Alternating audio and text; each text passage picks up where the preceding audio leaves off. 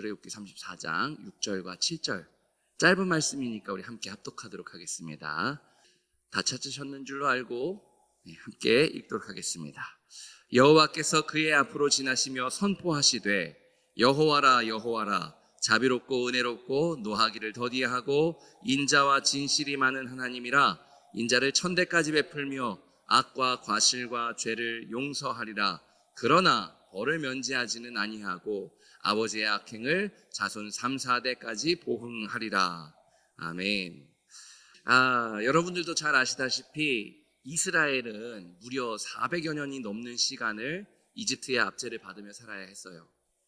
제가 단순히 압제라는 이 짧은 단어로 표현했기 때문에 체감이 잘 안 되실 수 있지만 이집트의 압제가 얼마나 폭력적이었는지는 출애굽기 1장에서부터 발견할 수 있습니다. 우리 출애굽기 1장 15절과 16절을 화면에 보면서 같이 한번 읽어볼까요? 15절과 16절 같이 읽겠습니다. 시작.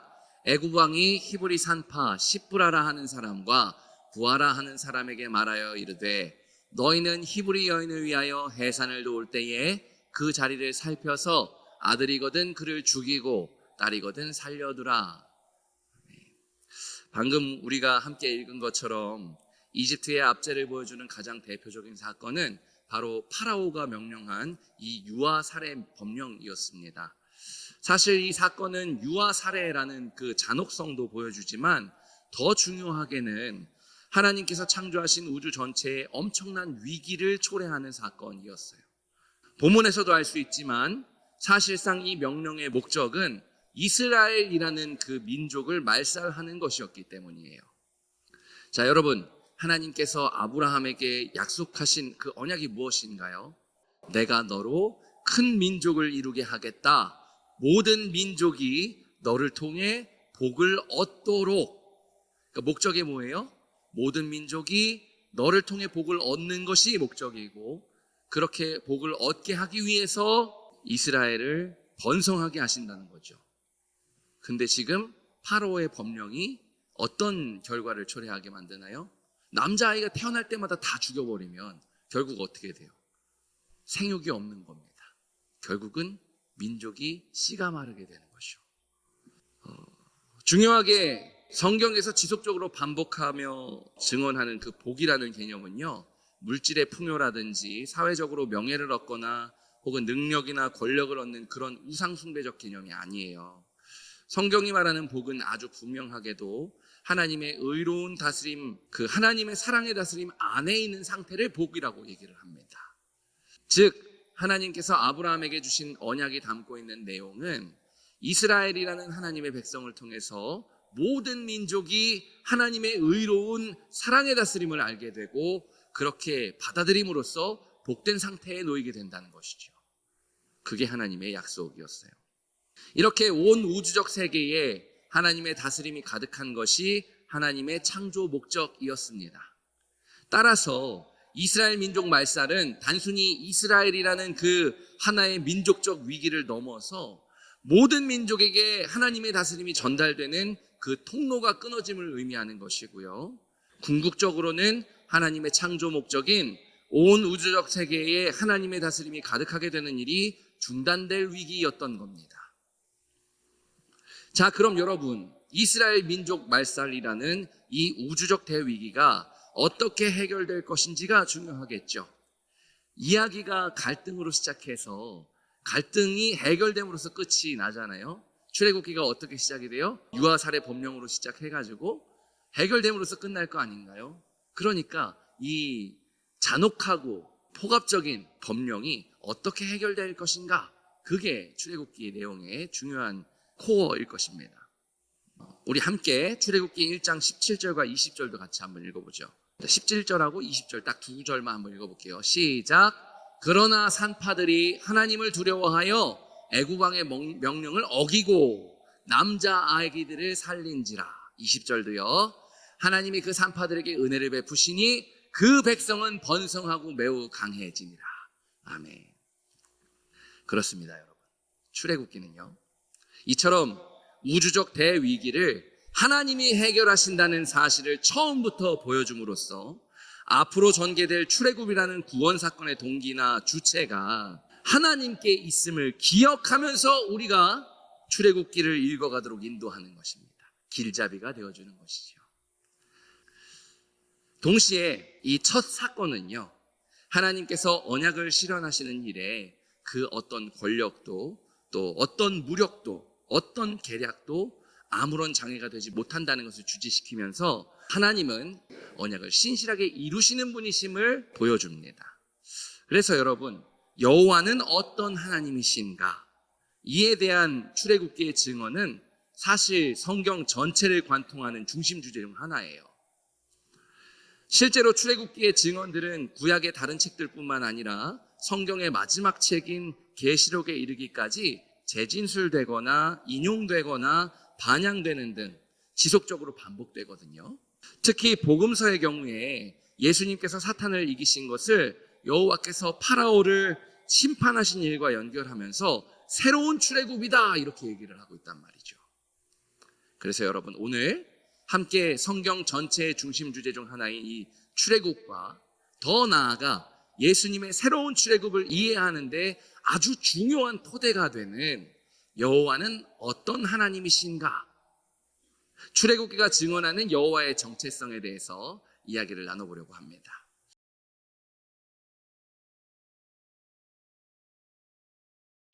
자, 잘 아시다시피 하나님은 당시 고대 근동 지역의 패권을 장악했던 이집트의 모든 신적 권위를 모조리, 그것도 일방적으로 심판하심으로써 이스라엘을 구출하십니다.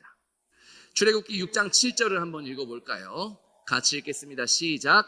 너희를 내 백성으로 삼고 나는 너희의 하나님이 되리니 나는 애굽 사람의 손에서 무거운 짐 밑에서 너희를 빼낸 너희의 하나님 여호와인 줄 너희가 알지라. 아멘. 하나님께서 이스라엘을 구원하신 이유는요, 이스라엘을 하나님의 백성으로 삼고 또 하나님은 이스라엘의 하나님이 되시기 위해서였어요. 그리고 구원이 이집트 심판이라는 특정한 방식으로 구현된 것은 여호와가 바로 이집트로부터 이스라엘을 구원하신 이스라엘의 하나님이시라는 것을 이스라엘이 알게 하시기 위해서였죠. 그래서 마지막에 뭐라고 끝나죠? 너희가 알지라. 여기서 중요한 것이 방금 제가 말씀드린 너희가 알지라인데요. 자, 여러분, 알게 하시려고 무엇을 하셨다는 것은 결국 그 대상들이 알게 하시려는 그것을 몰랐다는 거잖아요. 그러니까 알게 하시는 거 아니에요?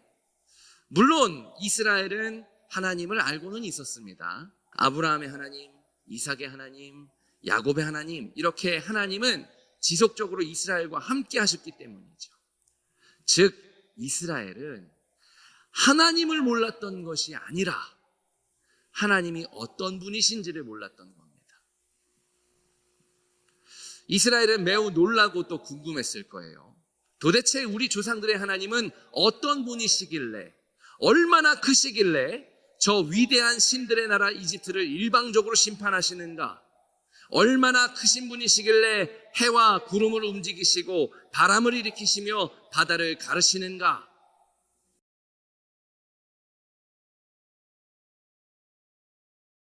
출애굽기에는 하나님의 정체성에 대한 중요한 증언 두 구절이 있습니다. 그중 하나는 3장 14절인데요. 3장 14절도 같이 읽겠습니다. 같이 읽겠습니다. 시작. 하나님이 모세에게 이르시되 나는 스스로 있는 자이니라. 또 이르시되 너는 이스라엘 자손에게 이같이 이르기를 스스로 있는 자가 나를 너희에게 보내셨다 하라. 개역개정에서 스스로 있는 자로 번역된 히브리어는요, 에흐에 아쉐르 에흐에입니다. 갑자기 히브리어가 튀어나와가지고 놀라셨을 텐데 그러실 필요 전혀 없고요. 그냥 제가 설명해드리는 것만 이해하시면 됩니다. 히브리어 뭔지 기억 못하셔도 돼요. 자, 에흐에 아쉐르 에흐에, 여기서 에흐에는 동사고요, 아쉐르는 접속사인데요, 이것을 I am who I am으로 번역한 것이 스스로 있는 자인 거예요. 결론적으로 말씀드리면 이 번역은 문법적으로 조금 어색합니다. 왜냐하면 히브리어 에흐에는 미래형 동사거든요. 근데 우리가 지금 읽었던 이 부분은 미래형인가요? 현재형이잖아요. 미래형인 에흐에를 현재형인 I am으로 번역할 수는 없는 거죠. I will be 접속사 I will be, 이게 더 좋은 번역이겠죠. 자, 그런데 여러분 14절은요. 13절에 이어서 읽을 때 한 가지 문제가 있습니다. 우리 13절도 같이 한번 읽어볼까요? 시작. 모세가 하나님께 아뢰되 내가 이스라엘 자손에게 가서 이르기를 너희의 조상의 하나님이 나를 너희에게 보내셨다 하면 그들이 내게 묻기를 그의 이름이 무엇이냐 하리니 내가 무엇이라고 그들에게 말하리이까? 뭘 물었죠? 이름을 물었어요. 성경에서 이름은 그 이름을 가진 자의 정체성을 담고 있습니다. 그러니까 모세의 질문은 하나님이 어떤 분이신지 하나님의 정체성에 대해서 물은 거죠. 근데 여러분, 에흐에 아슈르 에흐에, 이거 이름 아니에요. 굉장히 생뚱맞은 답변을 지금 하나님이 하신 겁니다. 하나님이 과연 모세의 질문을 잘못 이해하셔가지고 이름을 물어봤는데 다른 대답을 하신 걸까요?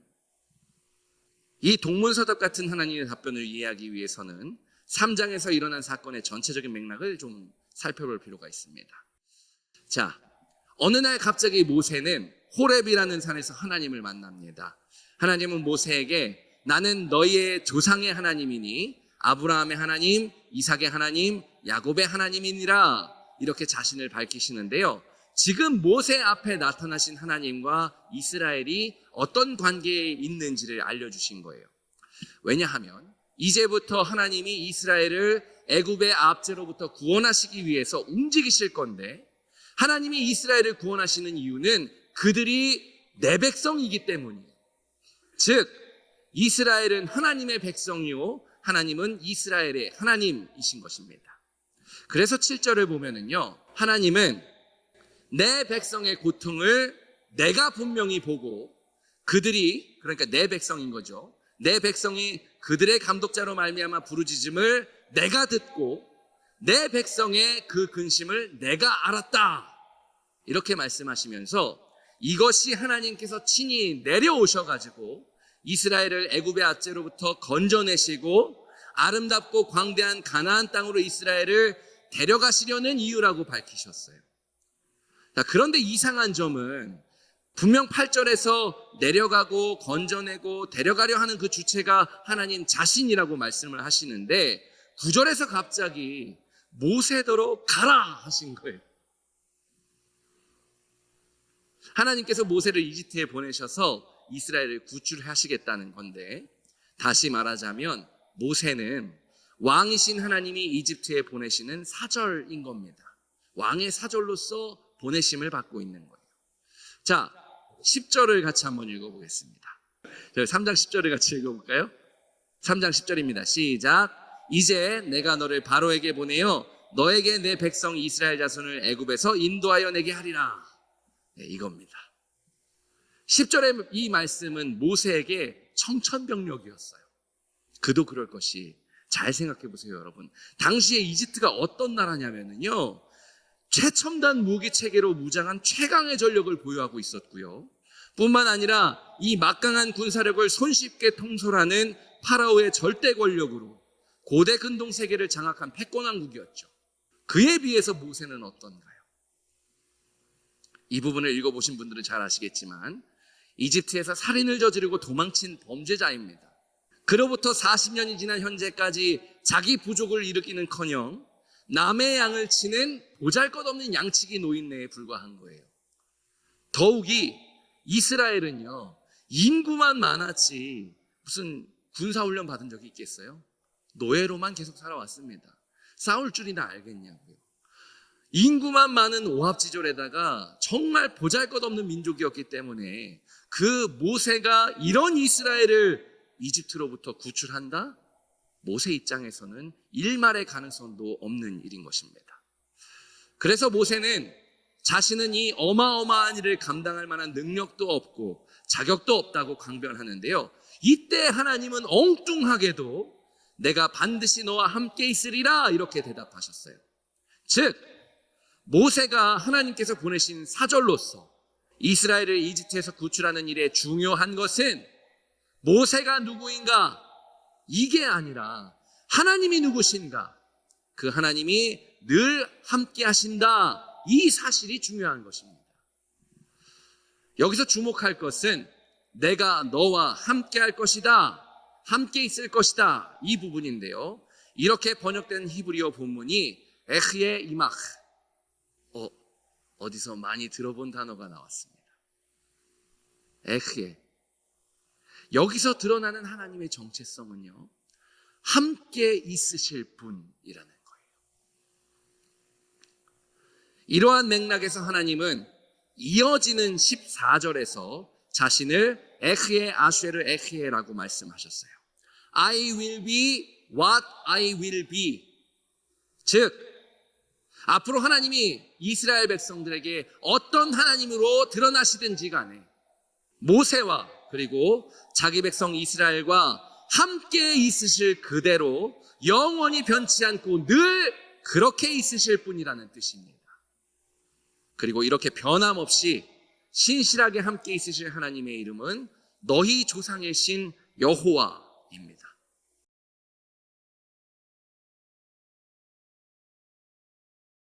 자, 출애굽기 3장 15절에서 하나님은 너희 조상의 하나님 여호와이며 이것이 하나님의 영원한 이름이요 너희가 대대로 기억할 칭호라고 말씀하십니다. 여기서 주목할 단어가 하나 있는데요. 바로 엘로힘입니다. 여기서 너희의 조상의 하나님 여호와 이렇게 돼 있을 때 그 하나님이라는 단어가 엘로힘인데요. 엘로힘은 개역개정에서 보통 이제 하나님으로 번역이 되는데 분명하게 말씀드려서 이 엘로힘은요 고유명사가 아니라 신적 존재를 지칭하는 일반 명사, 게다가 복수 형태의 명사입니다. 갑자기 뜬금없이 언어 시간이 돼가지고 좀 그렇긴 한데, 자, 여러분들도 잘 아시다시피 고대 근동 지역에는요 신으로서 숭배되는 많은 것들이 존재했어요. 다 가짜죠. 근데 이제 신이라고 주장하는 것들이 이렇게 있었던 겁니다. 출애굽기 23장 24절에 보면은요 여호와께서 시내산에서 언약을 세우실 때 이스라엘이 앞으로 거하게 될 그 가나안 땅에서 가나안 족속의 신을 경배하지 말며 그 신들을 섬기지 말라 말씀하시는데요. 이때 그들의 신이 바로 엘로힘이에요. 따라서 나는 내 조상의 엘로힘이니 아브라함의 엘로힘, 이삭의 엘로힘, 야곱의 엘로힘이니라. 이것만으로는, 이 보통 명사만으로는 하나님이 어떤 분이신지 하나님의 정체성을 도무지 알 수 없는 거죠. 마치 아수르 왕 사네립의 신, 블레셋의 신 이런 것처럼 단지 이스라엘을 다스리는 신적 존재라는 것만을 알 수 있을 뿐이에요. 그래서 모세도 너희의 조상의 하나님이 나를 너희에게 보내셨다고 말하면 그들이 이름을 물을 것인데 어떻게 대답해야 하나요? 하고 하나님의 이름, 하나님의 정체성을 물은 겁니다. 하나님은 이름을 묻는 모세에게 너희 조상의 하나님 여호와라고 대답하셨어요. 하나님은 하나님이신데 여호와라는 하나님이신 거예요. 즉 이스라엘을 구원하시고 이스라엘과 영원히 함께 하실 하나님의 정체성은 여호와라는 이름에서 알 수 있는 것이죠.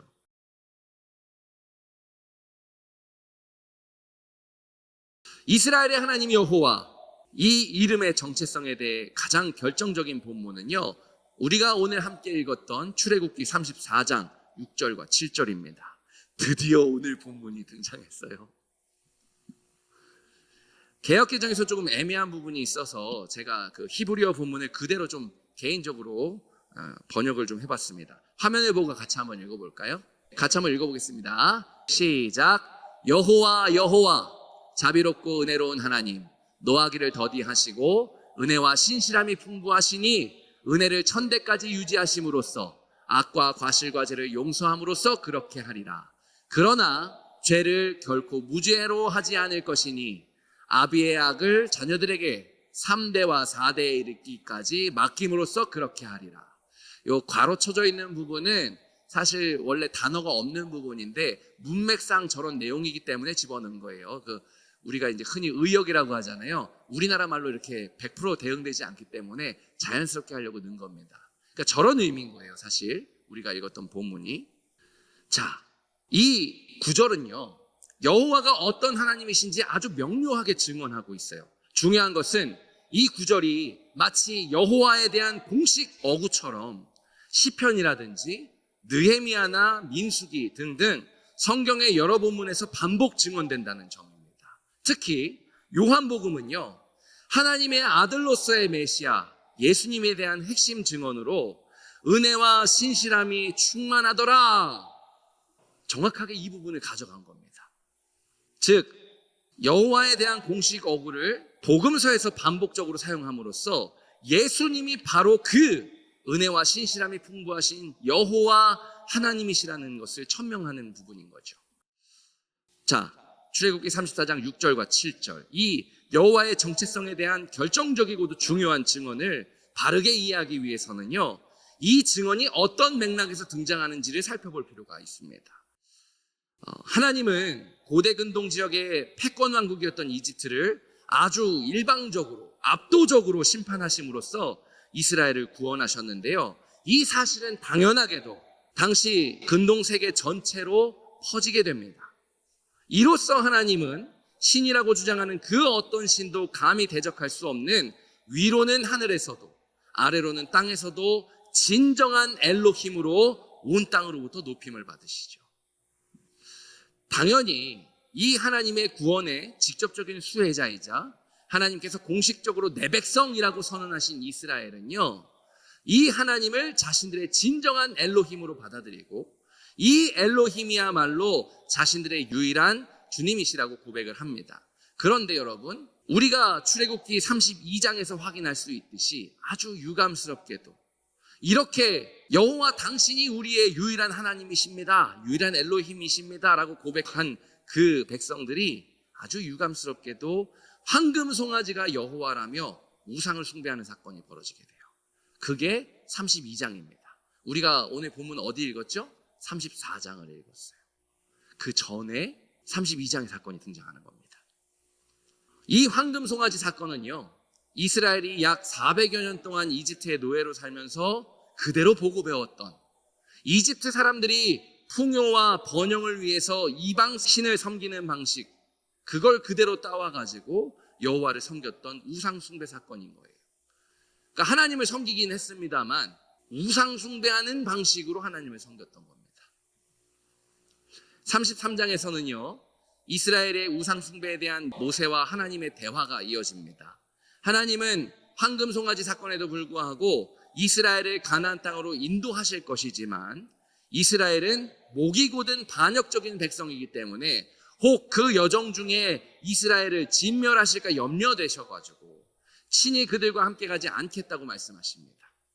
이에 대해서 모세는요, 하나님께 조상들과 맺으신 언약에 신실하시니 이방 민족들이 하나님이 악한 의도로 자기 백성을 인도해내었다, 이렇게 악한 말을 하지 못하도록 이스라엘을 향한 진노를 거두실 것을 호소합니다. 하나님께서 베푸신 은혜에 의지하여 친히 가나안으로 함께 가주실 것을 간청하는 거죠. 하나님은 모세의 간청을 받아들여서 같이 가나안으로 가겠다고 말씀하셨고, 모세는 그 증거로 하나님의 영광을 보여주실 것을 요청하는데요, 이 요청에 대한 대답이 바로 오늘 본문인 34장 6절과 7절인 겁니다. 다시 한번 본문 같이 읽어볼까요? 34장 6절과 7절 같이 한번 읽겠습니다. 시작. 여호와께서 그의 앞으로 지나시며 선포하시되 여호와라 여호와라, 자비롭고 은혜롭고 노하기를 더디하고 인자와 진실이 많은 하나님이라. 인자를 1000대까지 베풀며 악과 과실과 죄를 용서하리라. 그러나 벌을 면제하지는 아니하고 아버지의 악행을 자손 3, 4대까지 보응하리라. 여기서 중요한 점은 하나님은 1000대, 그러니까 1000대면은 보통 우리가 한 세대를 몇 년으로 계산하나요? 한 30년, 40년 그 정도로 계산하잖아요. 1000대면은 몇 년이에요? 3만 년. 그죠? 수학 선생님. 그러니까 3만 년 우리가 계수할 수 있어요? 영원을 얘기하는 겁니다. 영원. 곧 영원히 은혜롭고 자비하셔서 언제나 우리의 죄를 용서하시지만, 그렇다 하더라도 우리의 죄를 가볍게 여기시거나 마치 없는 것처럼 그냥 지나치지 않으신다는 거예요. 여기서 또 오해하시면 안 되는데요, 죄를 가볍게 여기거나 없는 것처럼 그냥 지나치지 않겠다, 이 구절의 의미가 마치 우리에게 죄의 책임을 물으시겠다 그렇게 오해될 수 있는데 전혀 아닙니다. 왜 이렇게 징계를 하시는가가 중요한 거잖아요. 은혜가 영원히 우리에게 주어집니다. 그런데 죄가 있는 상태에서는요, 하나님과 온전한 관계로 영원히 지속될 수가 없어요.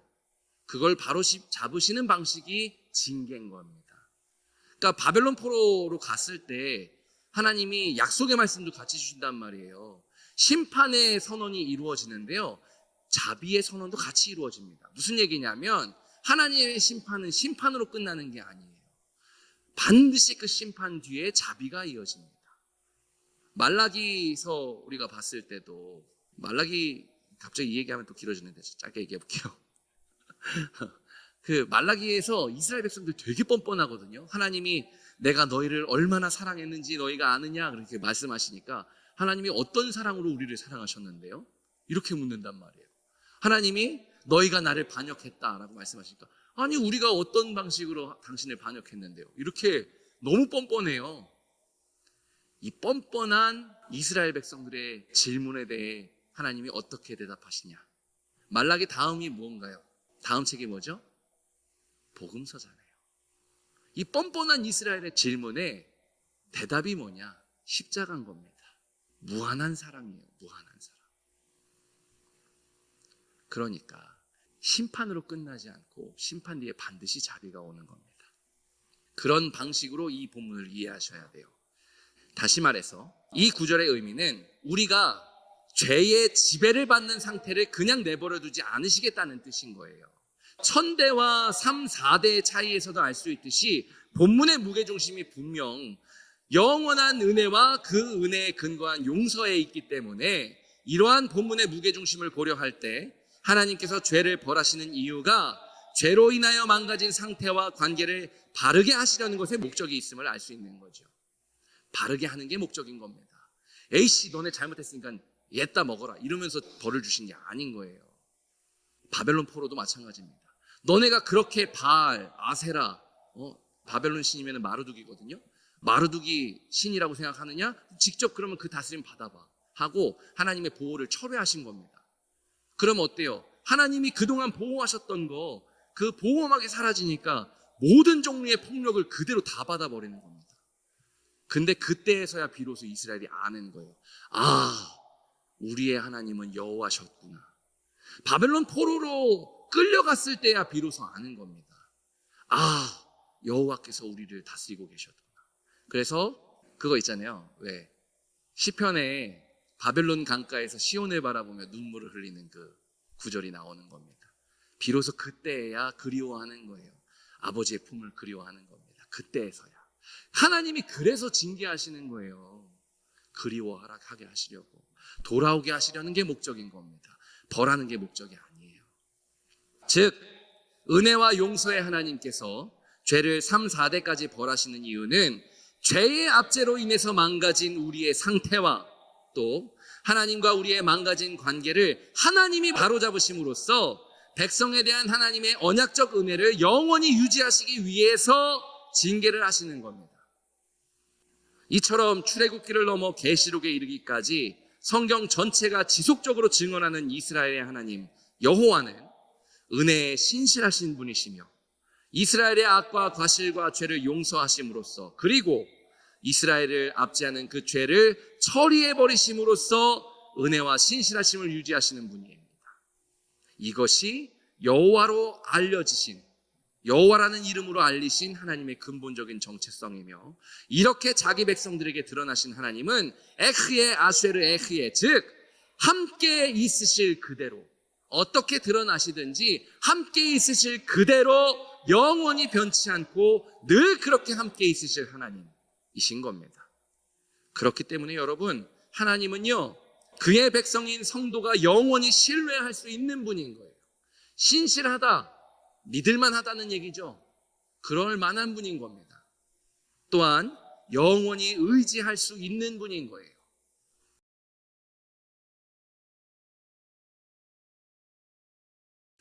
힘의 인간 제국에서 살아가는 우리의 일상은 얼마든지 위기에 처할 수 있습니다. 우리는 힘의 백성이 아니라 하나님의 백성이기 때문이죠. 특히 이집트의 압제 속에서 이스라엘이 또 우주가 절체절명의 위기에 처했던 것처럼 거대한 세상의 위력 앞에 우리는 무기력하게 좌절한 채로 하염없이 주저앉을 수도 있습니다. 심지어 그 위력에 눌려서 하나님을 의지하지 않고 힘을 선택하는 실수를 저지를 수도 있어요. 혹시 이미 그런 위기 속에서 압제를 당하고 계시거나 혹은 앞으로 그러한 위기에 처하게 될지도 모르는 저와 여러분을 위해서 그래서 오늘의 이야기를 함께 나누고 싶었습니다. 그래서 여러분께 부탁드리고 싶은 것은 언젠가 그런 순간을 마주할 때에 그렇게 세상이 엄청 거대해서 이 거대한 세상의 벽 앞에 어떻게 해야 될지 아무런 방법이 없어서 그저 주저앉을 수밖에 없는 그 순간이 올 때에 그때에 이걸 기억하셨으면 좋겠어요. 출애굽기가 증언하는 여호와 하나님, 즉 아버지께서 우리에게 드러나신 그 상태로 그대로 영원히 함께 하시는 하나님, 은혜와 신실하심이 풍성하셔서 그렇게 영원히 은혜로 함께 하시는 하나님, 그 하나님을 기억하셨으면 좋겠습니다. 그 하나님께서 출애굽기에서 이 우주적 위기를 어떻게 해결하셨는지, 어떻게 이스라엘을 압제로부터 구원하시는지, 그 하나님이 어떻게 자기 백성을 사랑하시는지, 어떻게 자기 백성과 함께 동행하시는지 출애굽 이야기를 기억하시면서 그 괴로운 시기를 잘 견디셨으면 좋겠어요.